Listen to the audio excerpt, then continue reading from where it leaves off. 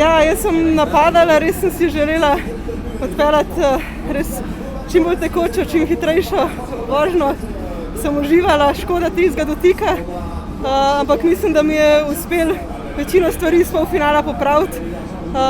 Tako da, ja, zaenkrat še mešani občutki, upam, da bo ta vožnja za čim višje mesto. Predvsem sem bila zelo vesela najprej, da se mi je uspelo uvrstiti v finale, da sem nekako nadgrajevala svoje nastope.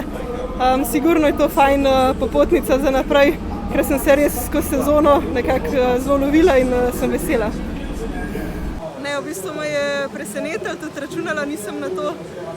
Res sem imela cilj samo res dobro odpeljati to zadnjo tekmo. Tako da ja, je pa v bistvu lepo, da se je vendarle obrestovalo današnja vožnja, ki je bila odlična in ja, sem zelo vesela, da se mi je uspelo v skupnem seštevku uvrstiti med najboljših 3, ker sem imela vseeno dosti konstantne vožnje, ampak na koncu je zmanjkala mogoče ta češnjica na torti.